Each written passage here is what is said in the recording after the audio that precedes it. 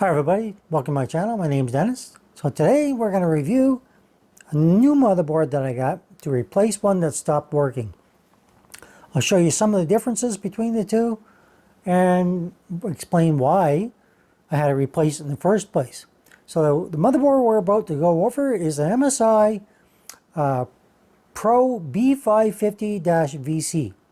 Alright, we'll get it out of the box, do a quick unboxing, go over its features. I'll compare it with the Asus motherboard that I had.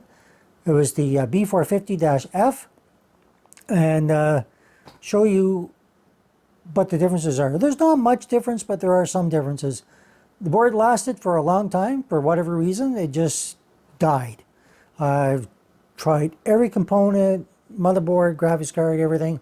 It will not even boot to the BIOS, so as far as I can tell, it is completely dead. There's no point trying to do anything more. So let's get on to the new motherboard. I'll show you the other one as well, just to give you a comparison. And let's get started. Here we go. Okay, so here's our new motherboard. We'll get that out in a minute. First, we're going to have a quick look at that one, just to show you what it looks like.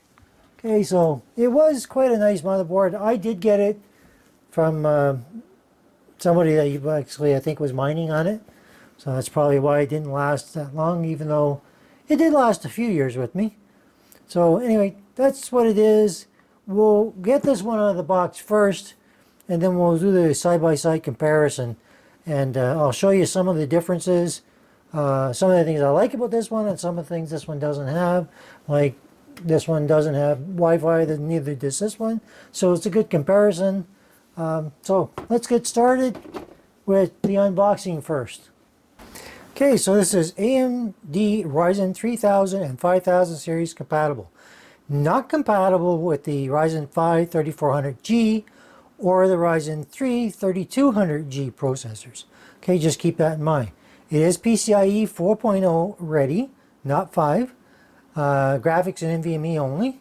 Okay, it's a socket AM4, of course AMD. B550, and of course AMD Crossfire technology, which most of them have, has Lightning Gen 4, and it's a MSI motherboard. So opening it up is pretty simple. Let's just get it open. It's packaged, of course, in the anesthetic bag that it always comes with. So we'll get that. We'll have a look at that in a second. First, I want to see, does it come with anything else in the box? Which it usually does. So let's get this out first. Alright, so the first thing I notice is, it's a little older, so I/O shield, which is standard, a couple SATA cables, and probably a badge, MSI badge. I always like to include that. Has an M.2 screws, right? Now, they haven't got the USB drive, but it does have a DVD. But as I've always said, you're probably better off to go online to get it from their website anyway. Some people have said, oh, well, I don't like it when it comes with a USB because it could have, I don't know, a virus or something on it. Well, you know what? Pretty much anything could have a virus on it these days. So, first it has a thank you for choosing their product, quick installation guide. That's it. That's what's in the box. So let's get on to the actual motherboard and compare it with the one I'm replacing. Oh, that's what it looks like. Okay, so the first thing we notice about the motherboard, of course, this one has an integrated heat shield on it. So it goes right into your case just like this. And of course, this one has a heat shield, or an I/O shield, I should say, that you have to put in your case first. So make sure you put your I/O shield in first, put that in, and then you're all good to go. If you don't, you're going to be unhappy later when you realize you didn't do it and you have to take it all out and do it over again. Unless you decide not to and just leave it that way, which you can. I don't recommend, but you can. Pretty much got the same speaker, output, mic, all that kind of stuff as this one. It's got a couple extra USBs actually, but now mind you, keep in mind this is a lot more expensive than this one, so there should be some differences. Aesthetically, I like it that this one is all black. This one was the different colors to indicate like the old style keyboard and mouse, which hardly anybody uses anymore, but I guess there is a case for it, so they still use it. The nice thing that this one has on the new one is you have your flash BIOS button. This one did not have that. It doesn't even have a dedicated port to it, which is kind of odd, but hey, it happens. So other features, one thing you'll notice,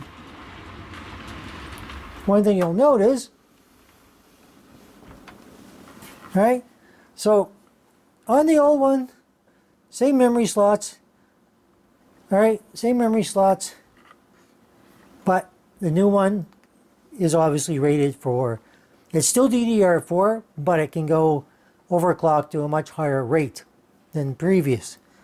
All right, you still have your 24 pins, still have your SATA, although, yeah, it's about the same number, although there's a couple extras on the new one, which is good considering they're both kind of older. Shields are the same for your fans. Well, this one's a little more colorful, but what that gets you is not much. Your CMOS battery, same on here. And of course, your socket is AM4, same as it is on here. So really no surprises. So where are the differences? The biggest differences is this one has both the addressable RGB and it has RGB as well. All right. So actually, does this one have? Let's have a look here. No, it does not. It does not. So the old one did not have the addressable RGB. So the new one does, and that's a step up. I'll show you that a little bit later. Of course, you've got spots for 3 graphics cards on the old one. Same thing on the new one, except you have 4. You're not going to use them. You're going to use the steel reinforced PCIe slot here. That's pretty much the standard. You still have a steel reinforced here, but you only have 3 slots. So differences in the boards. This one's obviously a bit more expensive and newer. This one's older. So other than that, there is a USB Type-C port on the new one. There wasn't on this one. So with everything going USB-C, you kind of want that. Now the other thing the new board has that the other one did not have is you have a switch, right? An LED switch. So if you don't like RGB, you turn that off and all your RGB on your board is going to be turned off. Right? Just something to be aware of. All right, so we're going to get on to the actual motherboard, start going over it, and I'll show you everything that's on there. One of the biggest things I do notice is the heat sinks are pretty similar. There's not a whole lot of difference between one and the other. All right, pretty much your B450F, I'll show you here. It's just all hidden in here. It's really just the cover, to be quite honest. But your heatsink, okay, in here, okay, it's about the same. Actually, this one might be a little bit better again on the B550, which only stands to reason. So, let's get on with reviewing the actual new motherboard that I'm going to be using and go from there. Okay, so on the new motherboard, you have your, as I mentioned a second ago, you have your flash BIOS button. I find that really important, to be quite honest with you. You have your keyboard mouse for the old style keyboard mouse. You have 2 USB 2.0s, all right? You have your display port, HDMI, 2 more USB 2.0s. You have 2 USB 3.2 Gen 1 Type A, which is 5 gigabyte a second. And of course you have your LAN. Moving over here, you have your USB 3.2 Gen 2 10 gigabyte per second. Okay, that's a step up from the other one. And of course on the bottom, you have your USB 3.2 Gen 2 10 gigabyte a second Type C. All right, and as I mentioned here, for your speakers, you have your mic and all that.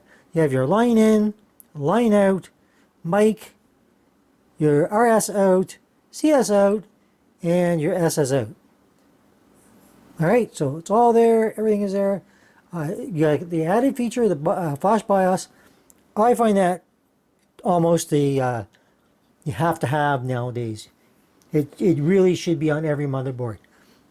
All right, not really much anything here except for you can see the traces for your capacitors for your audio shielding. All right, so that's just good to know. And yeah, it's got the Realtek RTL 8111H gigabyte LAN. All right, your audio is 8 channels, 7.1 HD audio with audio boost. All right, typically you're going to have software that's going to make that better as well. All right, now let's turn around to the other side of the board. So on this side of the board, we have our addressable RGB. They call it J Rainbow 2. We have our pump or fan 1. We have 2 system fan headers, heat shield, heat sink, I should say, and your 8-pin power. All right, so your CPU power. All right, and that is pretty much all you got on this side. So let's go down to the bottom. Okay, so you have your AM4 socket, your 2 brackets, which a lot of times you don't use with a lot of the CPU coolers today, but sometimes you do. It's pretty much, you're going to take them off. 2 screws on each side to take it off and you're done. You have your 4 DRAM slots. All right, so just to point that out, there are 4 DIMMs. So it's dual channel DDR4 up to 4400 megahertz overclocked. All right, so that's kind of a nice feature to be aware of. 8, your 24 pin for power, system fan 2, and another system fan here. So I'm kind of covering up a little bit there, so let's just move this ever so slightly so you can see it. There's your USB type C. You have your SATAs, so 2, 4, 6, 8 SATA ports. All right, put that back down. And then we move over here. We have another system fan. You have another like addressable RGB, and that's pretty much it. Then we'll start with this side. So let's get on to that. We'll move it one more time. Okay, starting left to right, we have our HD audio is usually what it is. They call it J-Odd1. Your RGB, all right, so you have 4 pins is RGB. If you have 3, it's addressable RGB. You have another one here that is USB, I believe. Let me double check. Yep. You have another. This is your TPM module, I do believe. System fan, another USB, and a third one here. These are 2 USB. This is not. This is a COM port. I confused that before. So make sure these 2 are USB. They're actually labeled USB, so why I keep calling them wrong. So this is JCOM1, right? That's how they refer to it as. And just something that is easily confused. I've actually plugged the USB in there and it actually fits. So just be aware if you're having any kind of problems, you might want to be aware of that. First we have our USB 3.2. You have another system fan header here. Let's have a quick look. And another, oh sorry, this is your system fan. So a system fan here and your front panel connectors. Front panel connectors, pretty simple. I explained them before, explain them again. If you're lucky and you have the right case, you don't have to worry about it. But your top 2, all right, is usually your power LED, positive, negative. Underneath it's your HD LED. The next 2 top of that are your power, then your reset. And now there is not one here that I can see. Oh, actually this one. So your JPF2 is for a speaker. All right, that's what that's for. All right, I didn't realize that before for whatever reason. Of course, then you have another addressable RGB here and system fan. All right, system fan header, and that's pretty much it. I think. Let me see. Have I covered everything? Very simple board. There's not a lot to it. Not much to worry about. So let's get back to some more important features. Okay, so some other important features that you have is you have an M.2 drive here. You just take this screw out, take this one out, and you'll be able to put it underneath. All right, there's a little piece of film that is over top your heatsink. Make sure you take that part off. CMOS battery, your steel reinforced PCIe, which is the top one I just want to get back to. It's M.2 Gen 4 times 4 slot. All right, the next one down, which is right here, is a M.2 Gen 3 times 4 slot. All your graphics slots, your M.2 slots here, another one here, Okay, they slide in here and probably on this same side here. That's pretty much it. So you have your graphics cards, you have your M.2s, and your CMOS battery, and of course your fan. So I don't know if you guys are aware of that, but there's a little fan underneath here. They eliminated that on some of them, so it was always good to know it's not going to break down over time. I've had the motherboard fail, but never because of this. A lot of people say, oh, that's a lot of people in the beginning were saying that was the thing that was going to cause all the problems. It wasn't, and it never did. Okay, we have version 3.0. Okay, so if you're looking for that, so when you go to update your BIOS, you want to know what motherboard you have, what version you have, because it's important, because on here it's MSI Pro B550-VC. If the box says something else, but it's different on here, go by what's on here. All right, that's the important bit of information. Okay, AM4 socket, pretty simple. All your Ryzen processors, like I said before, 3000 up to 5000, and you're good to go. If you want to go anything newer than that, you're going to need an even newer motherboard. So some things, just to give you a little bit more detail. Okay, extended heatsink design. So it's a larger heatsink than the other motherboard. Not by much, but it definitely is larger. Give you more maximum cooling. It has the M.2 shield frozer, so better thermals, faster transfer speeds, and like I say, Lightning Gen 4. If you want higher performance and multitasking, it has the digital power design for multi-core CPUs, so with Core Boost. Your AMD Turbo USB for 2 times faster speed. Of course, the USB-C port on the motherboard will give you the ability to have a case that has the front USB Type-C, right? That's always handy to have. Very DIY friendly, very typical PCB with SATA and USB cable routing. Your airflow should be pretty good using this in the right case. Has PWM, a DC fan, and pump fan ready. All right, so you get the 4-pin fans, and you have pumps for water cooling. This will work for you. And will all, of course, work with most MSI cases. There are some exceptions, and CPU coolers. But that's pretty much all you really need to know. So if I've left anything out, as always, put it in the comments. I will say it supports 4K at 60 Hertz and has a specified HDMI 2.1. All right, and DisplayPort is 1.2. All right, 3 PCIe 3.0 slots times 16 slots, and 1 PCIe 4.0 times 16 slot. All right, that's for the graphics. And of course, the B550 chipset.